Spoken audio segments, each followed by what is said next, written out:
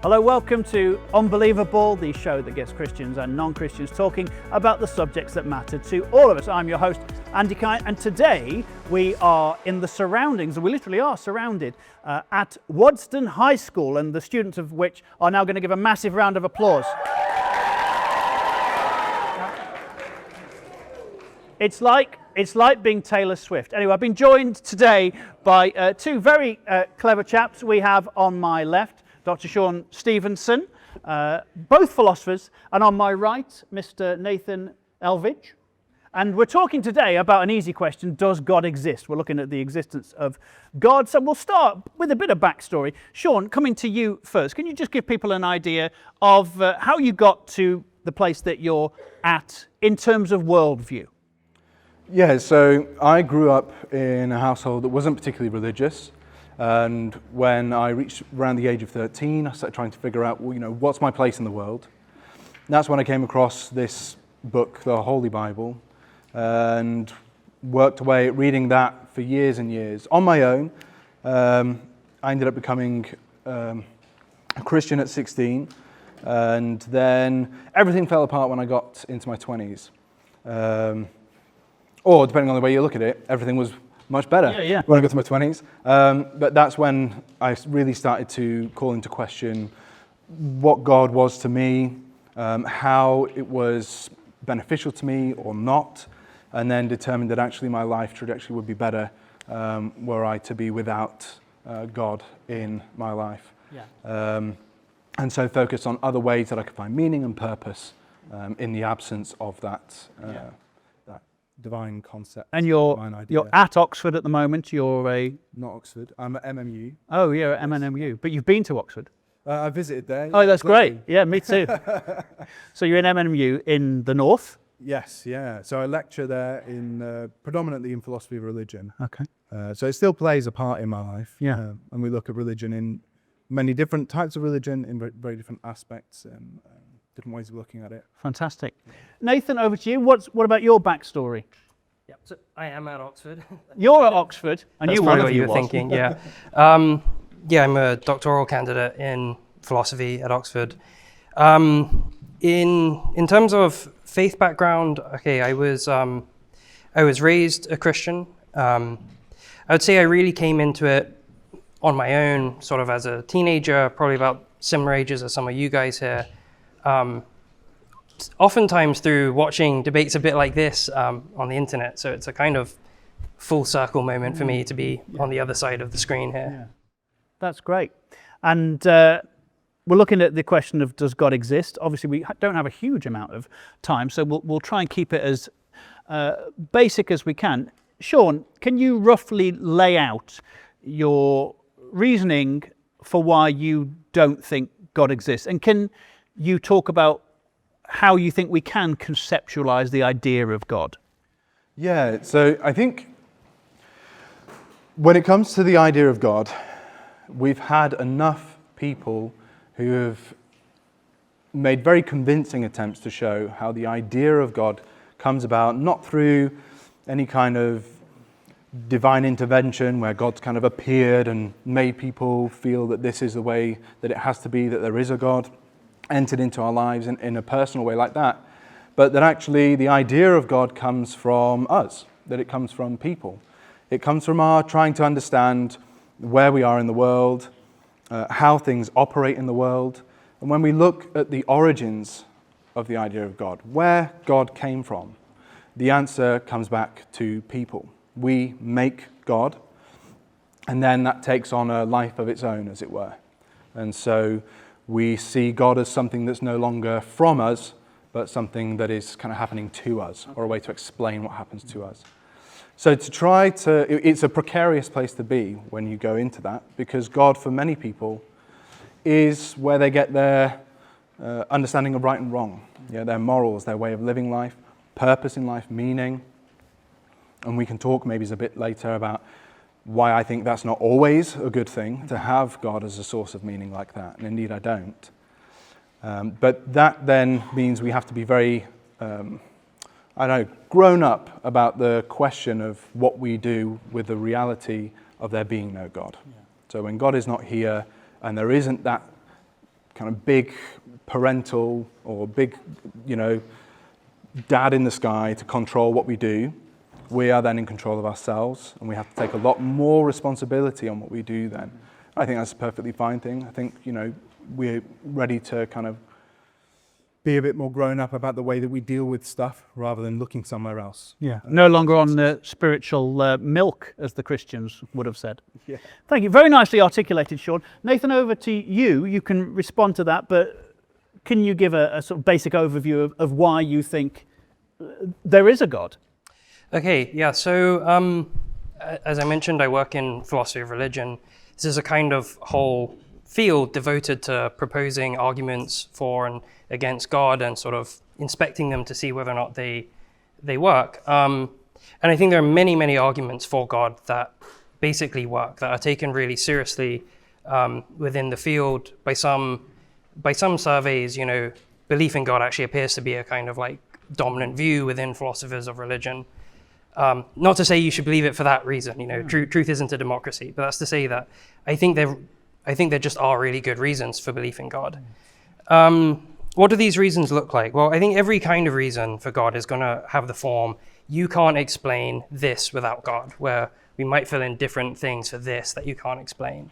So some people talk about how you can't explain reality at all, why there's something rather than nothing. Some people talk about how you can't explain why humans evolved instead of other things, or why any kind of life at all was permitted in this universe.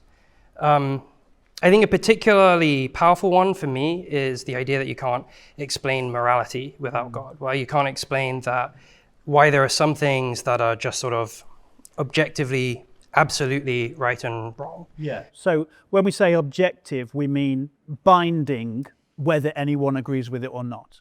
Yeah, I suppose, I mean, whether or not anyone agrees with it. If the Nazis had won World War II and succeeded in indoctrinating everyone on the face of the planet that what they did was good, they would still be wrong, even if no one agreed with it. Yeah. And more importantly than that, I think that there are some moral issues which are what philosophers refer to as moral absolutes.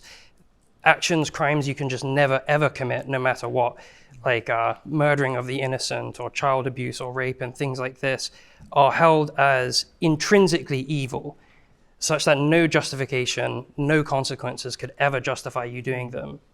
And I think that this is a fact about morality that you really can't explain without God. Yeah.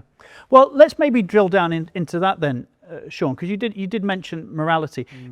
For someone who currently doesn't believe in God, is the idea of moral absolutes an issue for you? Is the idea that if there is no God, well, moral truth is just a popularity contest?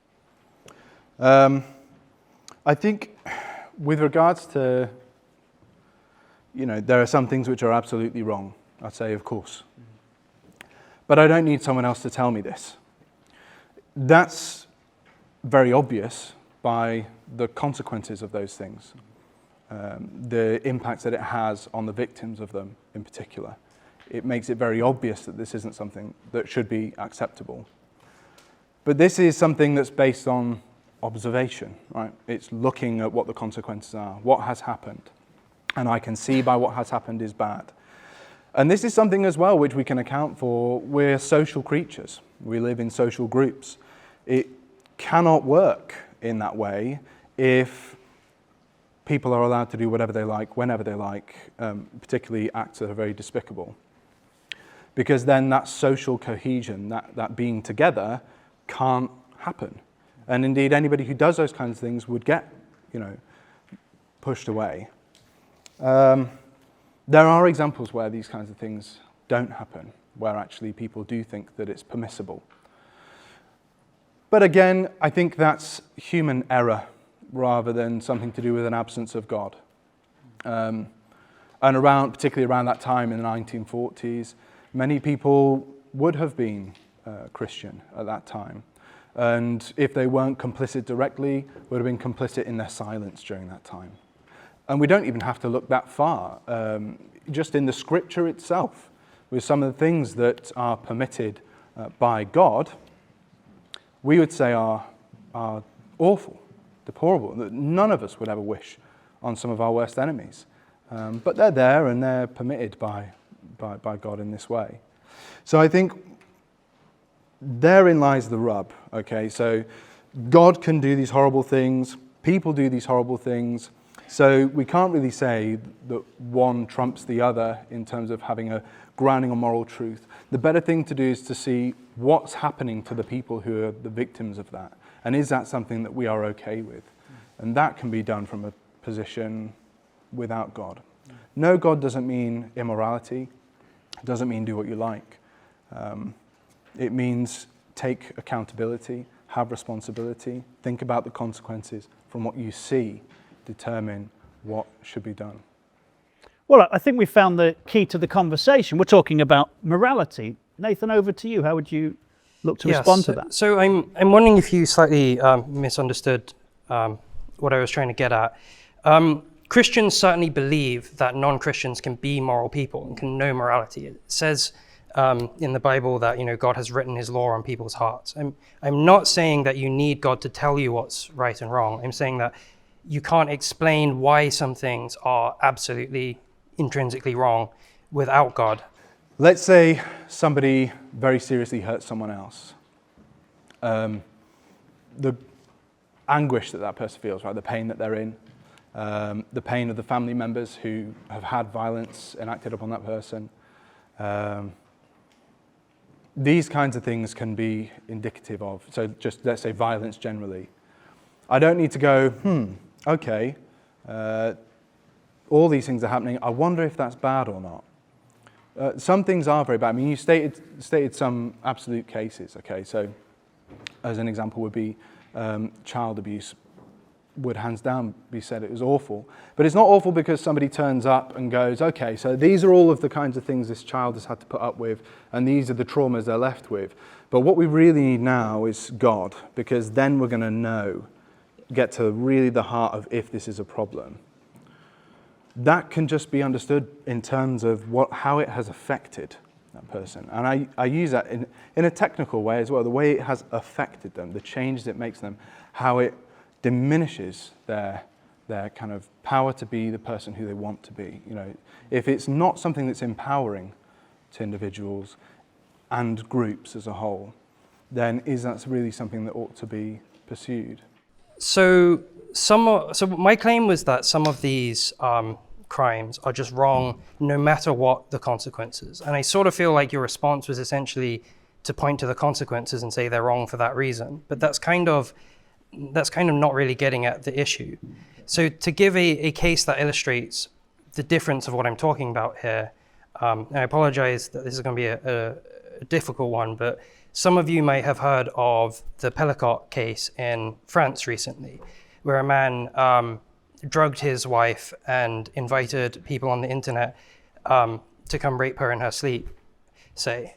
And he got away with this for almost 10 years, almost 80 men, without her being any the wiser, without inflicting any physical harm on her, without inflicting, she didn't even know it was going on, without inflicting psychological distress or anything like that. In my mind, if you want to look at that and say that is still absolutely objectively wrong, but it's clearly not wrong because of the consequences involved. It's just wrong, full stop. And is that to do with the value of human beings? Would you say, Nathan? Is that yes, because the Christian idea that we are made in the image of God, therefore we are valuable. We're not simply protoplasmic sacks of chemicals with a limited shelf life. Is that where we would get that idea of? That would certainly be the foundation of it. Yeah.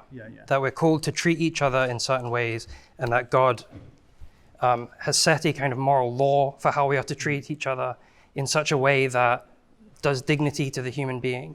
That's not based in consequences, as you're saying, or not always, not directly.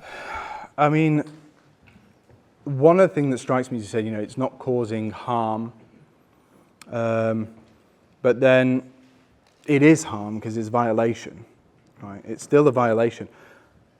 And if you were to only take it from that person's perspective, of course they're not going to think anything's wrong. And indeed, in that case, they were completely oblivious to it. I think what you're kind of calling to is that there needed to be, and I suppose you could lead into something else, but there needed to be a third party that's witnessing it, that can then kind of vouch for that individual. Whereas if that wasn't not the quite. case... I'm just saying that its wrongness is explained at bottom with it just being a violation of the moral law, that it's not because of the harms inflicted.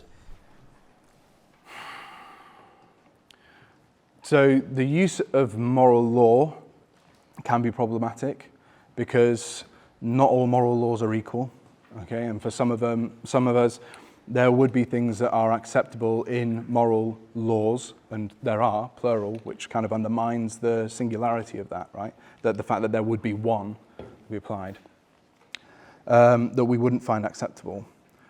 But that it's a violation of somebody, that the perpetrators knew that it was a violation of that person, is in itself a consequence, and that is the harm to that individual. And we wouldn't need to state... I don't see why you would need God in there. Like, why does God need to feature in that? Why is it not sufficient that there was a violation of that person, whether they knew about it or not? Well, it sort of sounds to me a little bit like what you're doing is taking the sort of immorality of the action and saying, I call that a harm, and so all morality can be understood as harms. But then I would respond that that seems like kind of vacuous. How are we supposed to know which things count as harms on this view? Well, because of the effects that they have. Because of the effects that they have on people. Things like, in that instance, the betrayal of trust, the violation of the individual, the kinds of acts that were perpetrated. The effect of that is sufficient enough, is it not? Well, this is part of what makes it such a hard case. In this case, there were no obvious effects on her. She didn't report any knowledge of it, any sort of negative symptoms. It was only after the police, I think, raided the guy's computer for some other crime he had committed and showed her that she started to experience any effects. So I suppose is the question then, if we don't know about a crime, with God it's still a crime, but without him it's what? What is it? I don't understand. Bit of a free-for-all maybe, or something. Yeah, I suppose it's a good question. What is it without God? I think certainly what it is not is a violation of some kind of absolute moral law. I take a line defended by Elizabeth Anscombe on this, that the idea of moral law requires a lawgiver. So what do you have without God? Well, I'm happy to say you can still have consequences. You can still have harms. You can still have hurt. You can still have pain. But that's not getting you to an absolute moral law. Okay, right. I mean, the assumption is that the moral law, which is something that many people agree on, okay, which is an argument from popularity anyway, is in some way unchallengeable, right? So you can't argue with it, it simply is the case. But then that comes back to the point that I made earlier, where there's plenty of moral laws by the divine moral lawgiver. If we were to talk about the Christian God, that are deplorable. You know, rules about acceptable ways to beat slaves, tales of the permission to commit mass slaughter of people. And this has been used historically as well to condone huge acts of genocide. You know, it's been really, really devastating the way that it's been applied. So your argument might be that God needs to practice what he preaches? Well, it's more a thing of wherever the absolute moral law is wherever the people agree the absolute moral law is. It's not where there is a line drawn in the sand by some lawgiver. The lawgiver is basically us. It's social norms, society create what the laws are. Otherwise, you end up getting into, you know, well, my moral law is better than your moral law. Right? My God is a better lawgiver than your God. And what business would we even have to have that discussion? And if it ends up being a discussion, because there has to be debate on delineating those laws, then, does that not again demonstrate that it comes from us and our wrestling with these really difficult issues? So I completely agree that it does lead to my law is better than your law. I just think that that's like incredibly important, right? So once upon a time, society used to think all sorts of things were okay, which are not okay, like slavery and so on. Treatment of women, one of those notorious cases is that Weinstein or someone tried to argue in court that his actions were considered acceptable under the rules of the society at the time they were done. And I think what we need to be able to say is that when society thought that, they were wrong and we were right to condemn slavery and to condemn these things. But if we in our society are right and some other society is wrong, then there must be some kind of objective standard that we are both appealing to. So if you're following then, we've got both guys here saying, yes, some things are absolutely wrong, but giving slightly different sort of reasons for why they think it's wrong. So Shaun saying, well, it's wrong because there's some very obvious consequences and so many people know that it's wrong. And then Nathan saying, well, it's wrong because at the foundation of the universe is this moral law that even if people go against it, it's still wrong. So Shaun, is there a problem? I mean, you've wonderfully articulated your view in such a calm and measured way. I do wonder though, is there an issue if we know things are wrong because of the consequences that we can see and agree are wrong? Does that not just make evil simply something that goes against the grain? It's like turning up to a school prom wearing shorts. It's just slightly socially out of step. Is there a problem with that? Well, there's absolutely a problem with turning up in shorts to the prom. So don't do that. I think there is something to be said. Right? So when I talk about consequences and I talk about effects, I'm talking about something quite specific, right? And that is something that would be measurable in some way.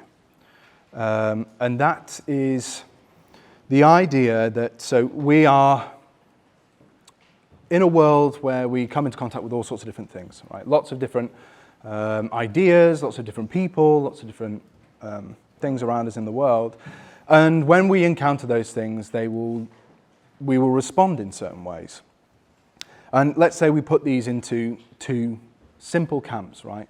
They either make us happy or they make us sad, to various degrees. And this is a kind of oversimplification of, just simplifying these ideas of a bloke called Spinoza, who's writing a long time ago. This is kind of ideas that he had. Because he had a difficult idea of, well, I need to make an ethics, right? A way for people to live their lives that is not based on religion, based entirely on the way the world works. So he said this is what happens. We have happy, sad. What makes it happy or sad? Well, it's whether or not it's helping me to be the best version of who I am. And the impact that it has on others too.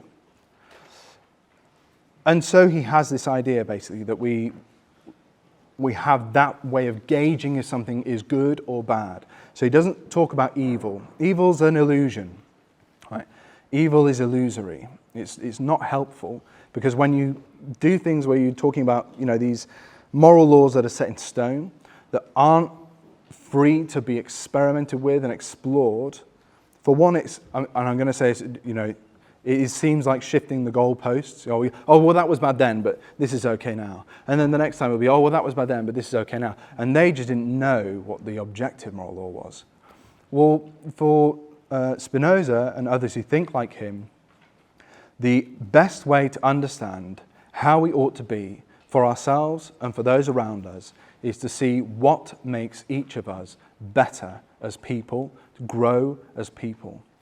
And anything that makes other people weaker, makes them less of themselves, makes them less authentic and real, that's something that we can classify as bad, that's something that we can cut off.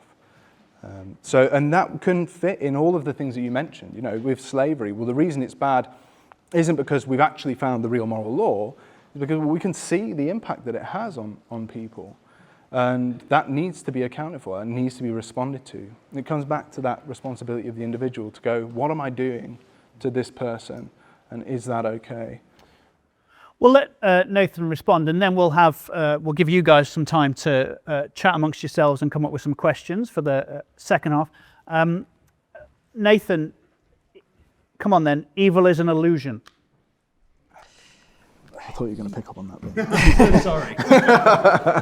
Yes, I'm not sure I fully understand what it could mean to say that evil is an illusion.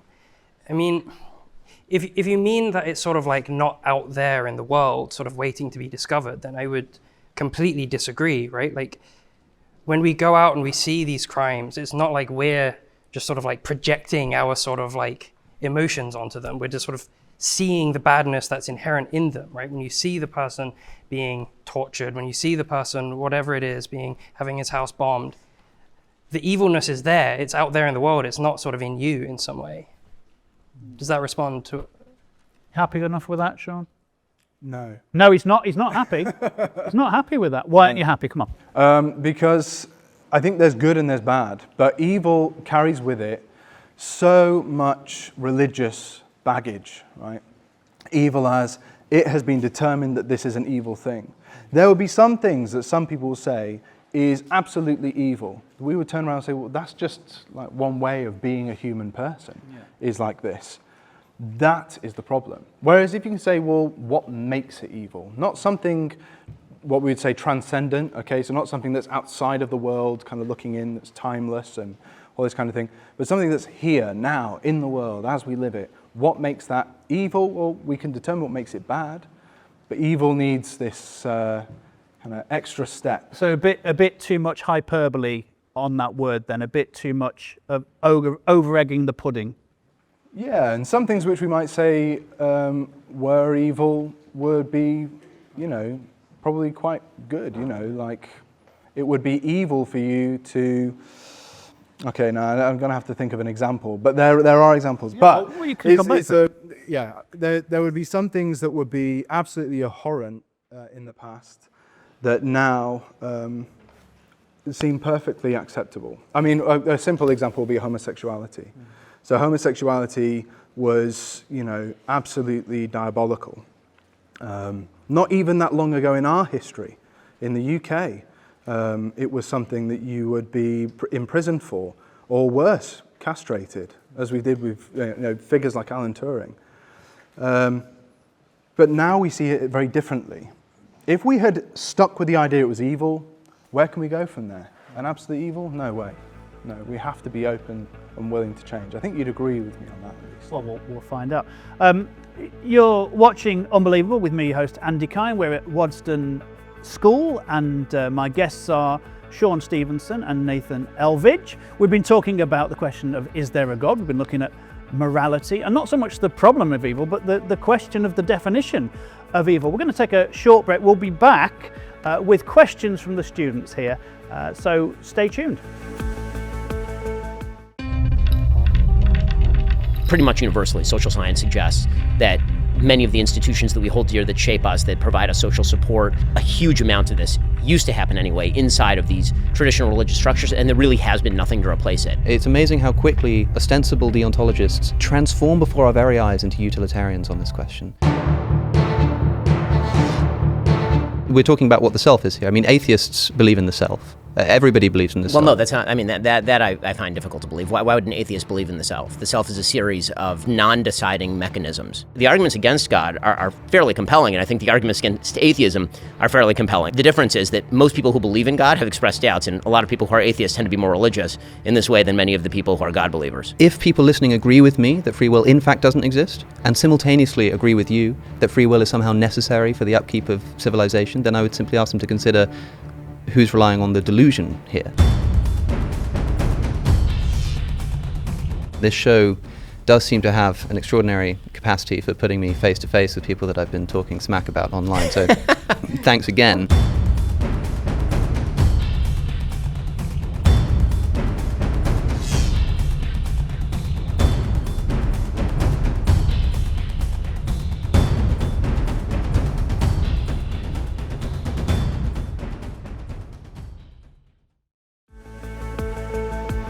Welcome back to part 2 of this unbelievable show with me, your host Andy Kind, and my guests Shaun Stevenson and Nathan Elvidge. We've been inundated with thousands of questions. It's like Countdown, really, the numbers game. So we're going to get through as many as we can. It's a bit of a quick fire thing. We won't do this one, which is, are aliens green? Absolutely nothing to do with the debate whatsoever. One over here. Are aliens real? No, we won't do that one either. There's no questions here that aren't about aliens. Here we are, one for you, Shaun. Sorry to start with. Do you want the aliens one in? Yeah. No, okay. Is evil subjective without God? That's sort of been what we've been talking about, but if there is no God, quickly, to sum up, is evil just subjective? I would say we experience it subjectively, and it would be difficult to say that it's subjective in terms of being absolute. But I think there are some things we can absolutely say, based on the things I said before, the effect that it has on people. There are some things that we want to avoid, some things that we want to develop more of. And it's just having the proper rational or reasonable focus on what they should be. That's what should lead us and guide us. Nathan, one for you. What do you think is the biggest misconception about God? Oh, that's a big question. It is a big question. Again, I would just restate what I said at the beginning, that people have this idea that there are no reasons for believing in God, that it's just this irrational superstition. If you look at what's actually going on in the professional philosophy debates on this, that's a grotesque mischaracterization. Great. We'll stay with you, Nathan. These are fantastic. When I was at school, we wouldn't have been able to come up with any questions like this at all. Question for you, Nathan. The omnipotence paradox. Do you think God is capable of creating a puzzle that he himself couldn't solve? Short answer, no. Okay. Oh, and you're not going to give a long answer. Fine. One line answer, God can do whatever is possible. The idea of a puzzle God can't solve is an impossible object. It doesn't refer to any real thing, so God can't do it. Okay, great. In the same way you couldn't make a square circle. Yes. Okay. Shaun, one for you. The question is, how big is the debate? But I think what that really means is, why is this an important question? We've got two people, very clever, very well read and researched, but both disagreeing. So why is this an important question for you, Shaun? I think it's important because we need to have a really honest answer as to what role we should be giving God in our lives. There's this saying by Dostoevsky, he's a Russian writer a long time ago. He said, without God, all things are permissible, which means that if you don't have God in your life, you could just do whatever you want and there are no consequences. Well, actually, I think that with God, all things are permissible. Because when you have a divine authority that you can just vouch for and say, well, God said this, God sanctions this, then you can do whatever you like. And with impunity, because you're not the one to be held accountable, God is, and who could put God on trial in that way? It's a dangerous thing to have ruling and governing the way you behave in the world, I think. Or it can be, not always. Can I just come in? Of course you can. Yeah. I agree that in many ways God is a really dangerous idea, but some dangerous ideas are true and they're worth believing precisely for that reason. One for you, Nathan. We've talked about the idea of absolute evil. Putting you in the dock now, though, does absolute good exist? Well, yes, God is absolute good. Okay. Thanks for keeping your answers so short. Yeah, give him all the easy ones. All right, Shaun, what about you? What are you doing this weekend? Chilling out. I should say.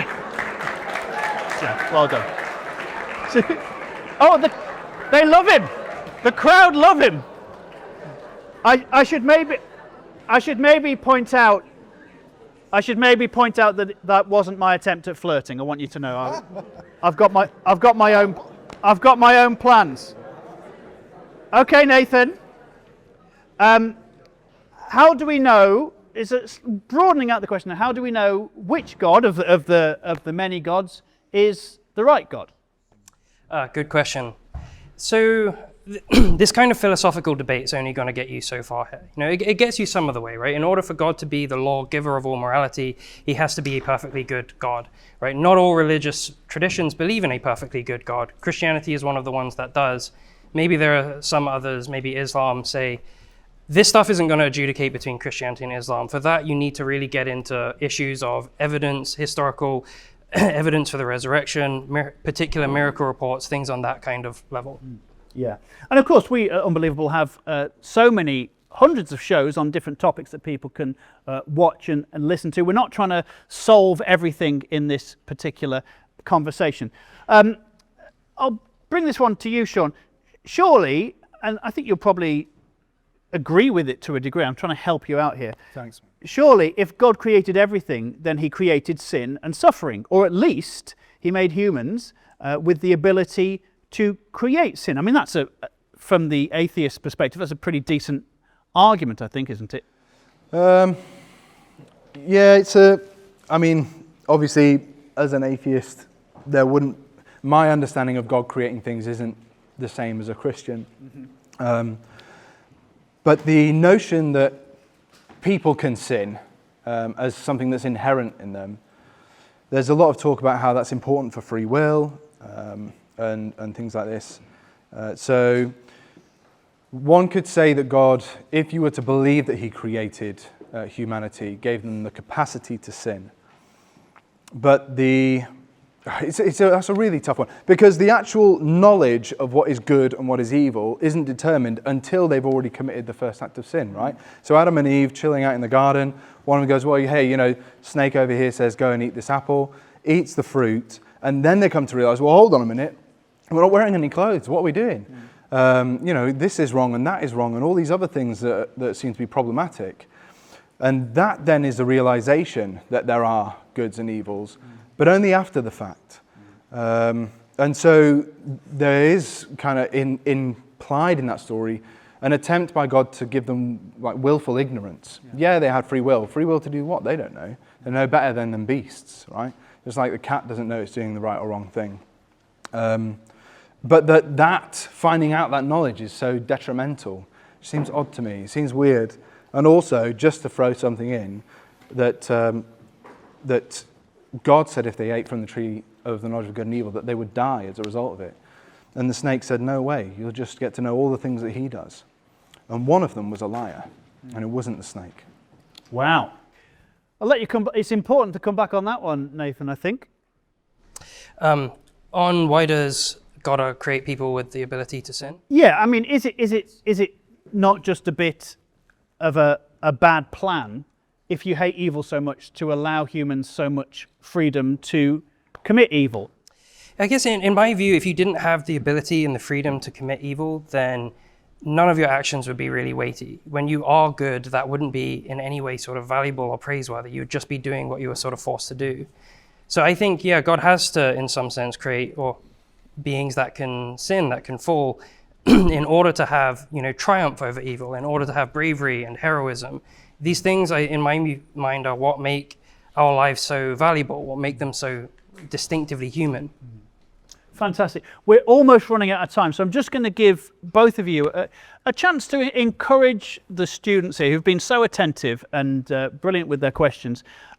What advice would you give them as they continue on their educational, intellectual and spiritual journeys? What piece of advice would you give them?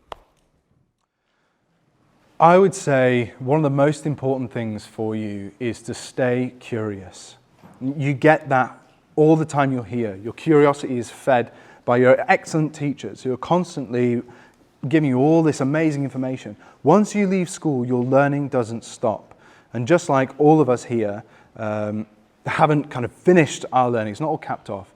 Keep learning. Be lifelong learners and stay curious. Find things out for yourself. Challenge yourself and be open to new ideas.